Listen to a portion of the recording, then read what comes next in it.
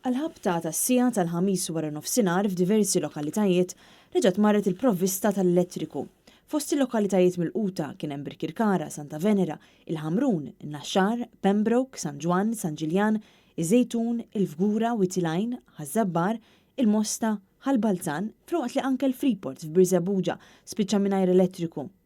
Diversi persuni li kkuntattjaw lil Net News qalu li sfortunatament peress li d-dawl qed jinqata' daqshekk ta' spiss mhux biss hu inkonvenjenti ma anke qed issir ħsara f'apparat domestiku.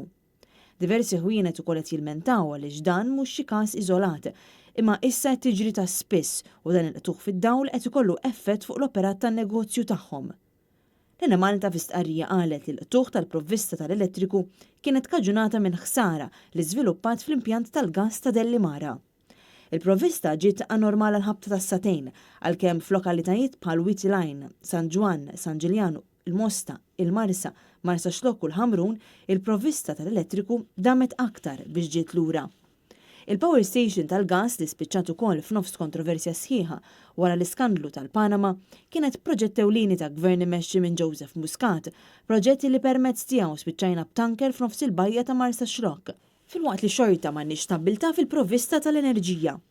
Intant wara pressjoni mill-Partit Nazzjonalista u mill-imsieħba soċjali u wara aktar minn ġimgħa ta' stennija, il-Gvern Laburista issa qed jgħid illi hemm assigurazzjoni li għandha tagħmel tajjeb għal ħsara li saret minn bastiment fuq il-kejbil tal-interconnector. Il-Partit Nazzjonalista fi stqarrija qal li dan huwa tajjeb iżda għandna nassiguraw li verament jittieħed dan il-pass mill-Gvern.